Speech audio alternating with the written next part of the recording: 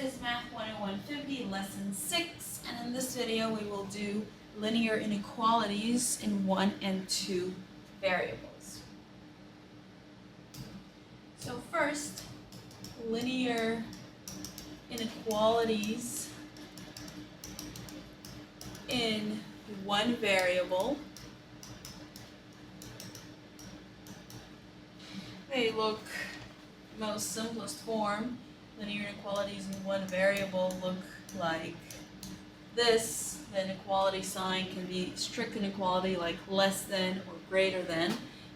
So you can also have variations like this or like this. But the most important thing, they can certainly look more complicated, but the most important thing is that solutions to these are intervals. So solutions are intervals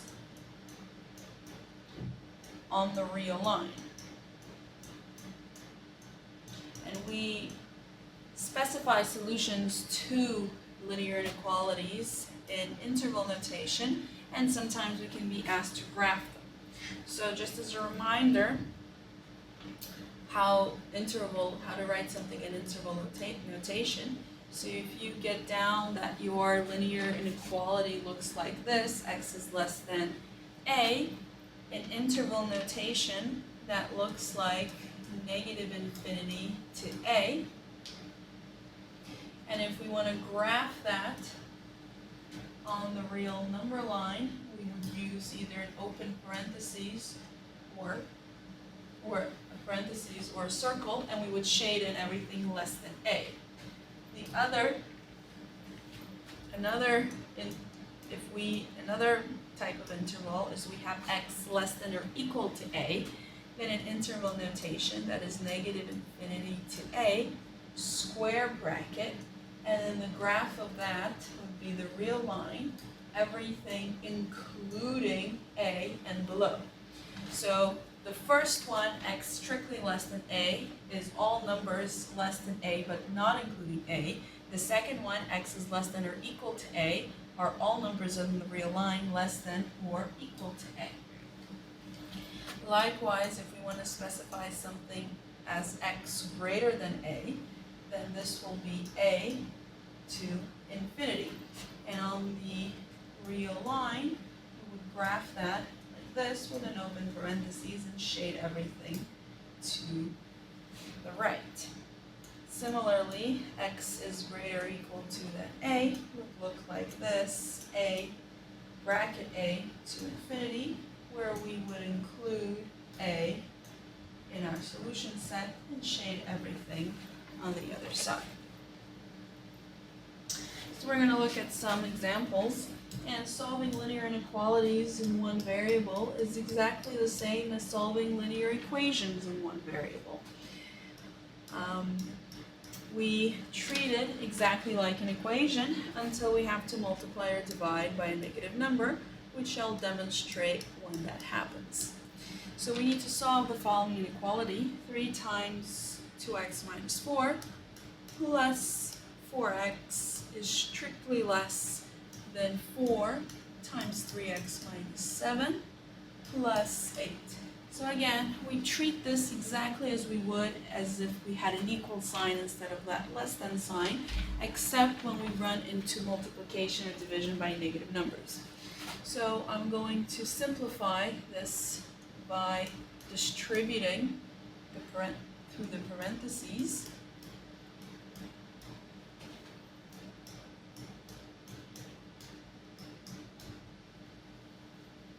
I can simplify both sides. I'm going to get 10x minus 12 less than 12x minus 20.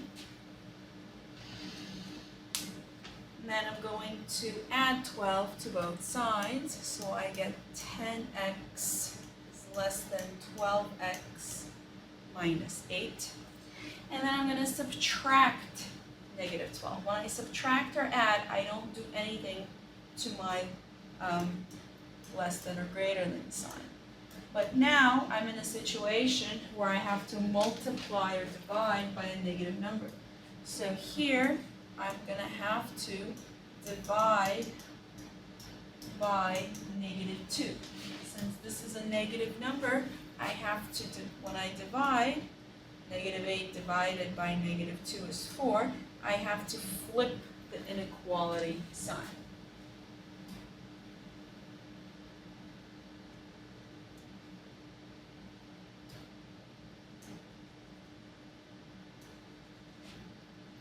So from this step to this step, what I did was I divided it by a negative number and I flipped the inequality sign.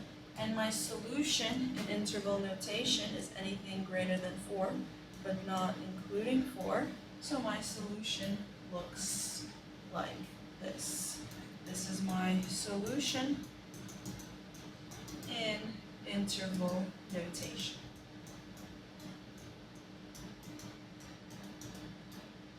If I were asked to graph it, then this would be everything greater than 4.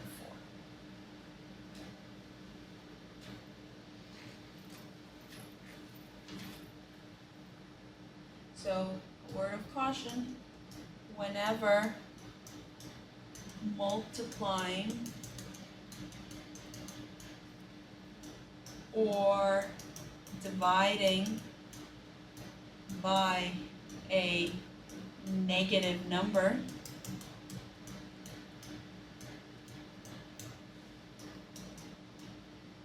the inequality sign is flipped.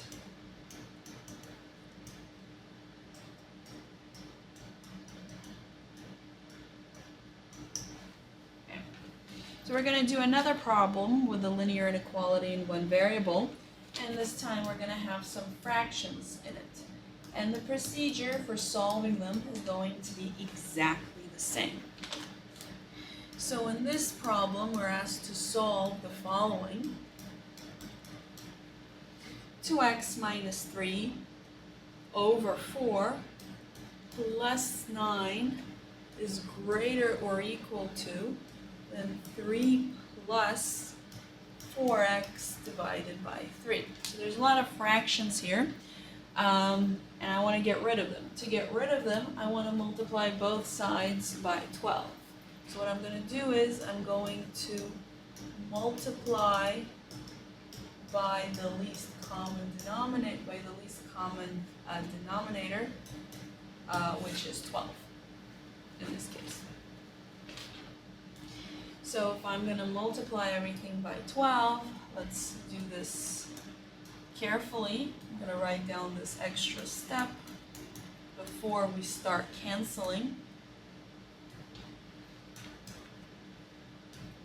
And it's important to remember to multiply all the terms by your chosen least common multiple, or least common divisor, which is the least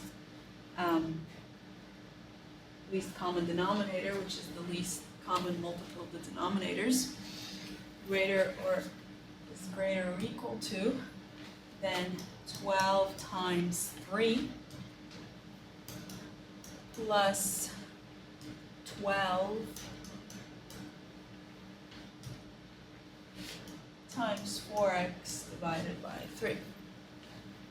So this is what happened here. We multiplied every single term by 12. So what's going to happen? Well, 12 divided by 4 is 3. So we can simplify this into 3 times 2x minus 3. And 12 times 9 is 108, is greater than 12 times 3, which is 36, plus 12 divided by 3 is 4. 4 times 4x is 16x. We expand, we distribute the parentheses here. 6x minus 9 plus 108 is greater or equal to than 36 plus 16x. Combine the like terms, we get 6x plus 99 is greater than 36 plus 16x. I I subtract 6x from both sides, and I get 10x.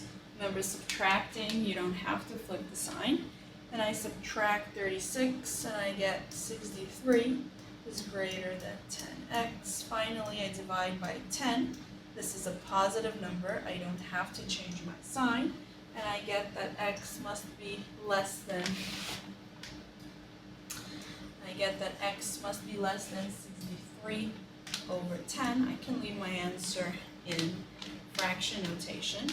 And in interval notation, this is going to be negative infinity, comma, 6310 with a bracket because I am including the endpoint. So this is the final solution in interval notation.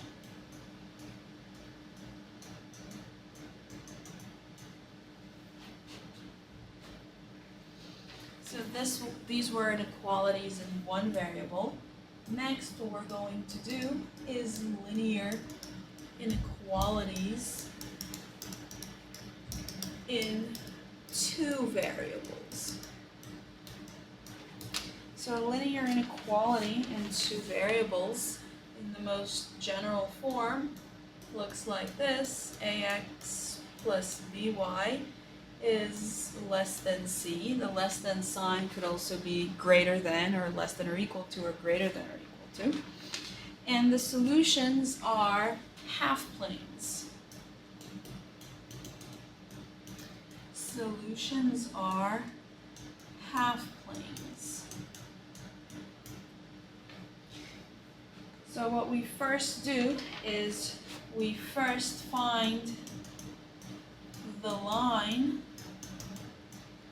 corresponding to the inequality.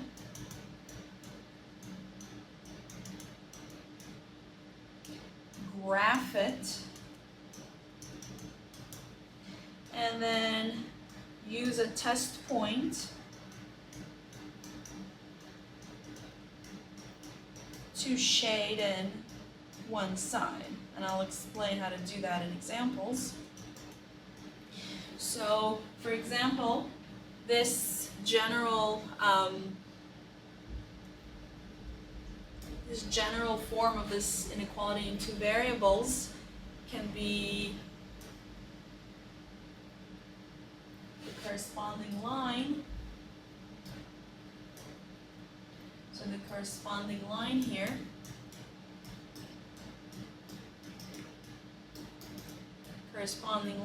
would be ax plus by equals c. And then we would put that in slope-intercept notation. And we would graph it. So we would graph this line. And this would be the graph of this line. And then we would take a test point anywhere that's not on the line.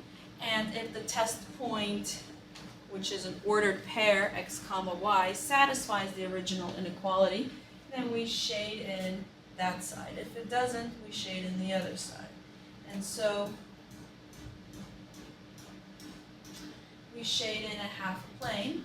And one thing to note is that if our line is a strict inequality, we represent it by a dashed line. If the line is not a strict inequality, less than or equal to, we represent it with a solid line. And so the solution, it ends up being, the solution is a half a plane, or is a half plane. So let's see a couple of examples.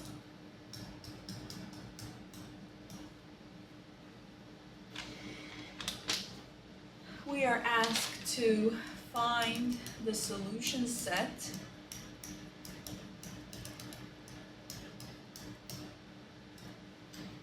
of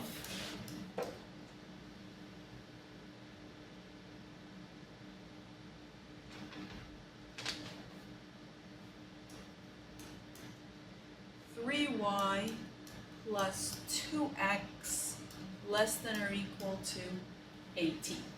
Okay? So first we find the corresponding line. The corresponding line is 3y plus 2x equals 18. So that is 3y equals negative 2x plus 18. So that is y equals to negative 2/3 x plus 6. And we are going to graph that.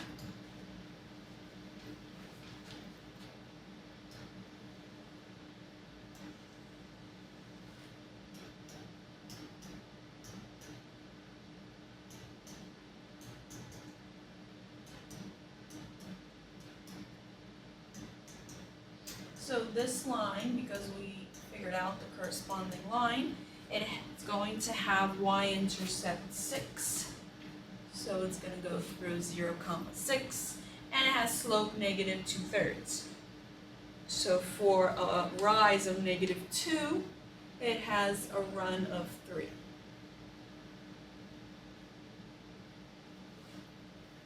So this line is graphed like this.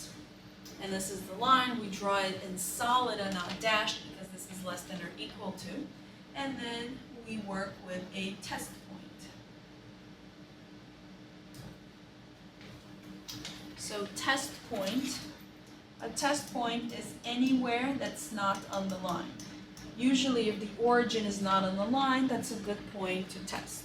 So we're going to test whether 0, 0 satisfies the inequality. So if we plug in 0, 0 into the inequality above, we ask ourselves, is this true? And in fact it is, because we get 0 is less than or equal to 18. That means our test point of 0, 0 is it satisfies the inequality, and so we shade that side of the plane that contains the test point. And so the set of all the points on this plane where we have shaded is a solution to this linear inequality of 2 variables. Let's do another example. We're asked to find the solution set of y minus 2x less than negative 4. So we find the corresponding line.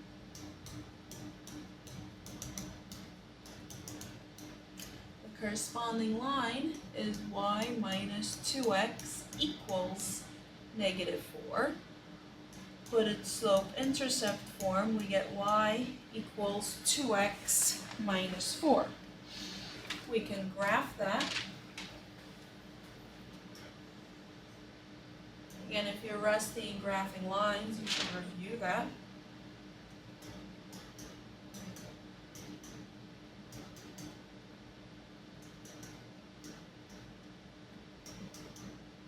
All we need to graph a line is the slope and the intercept.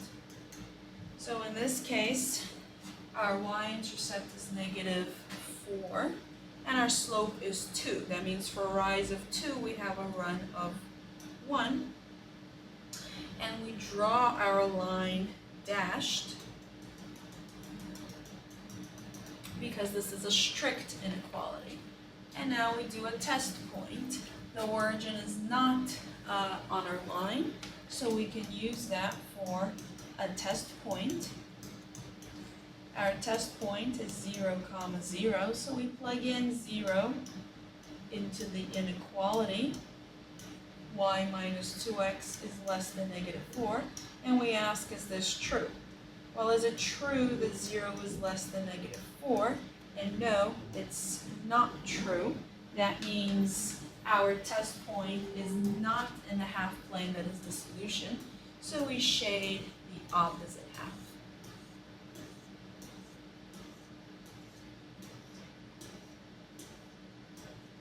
And this is our solution set.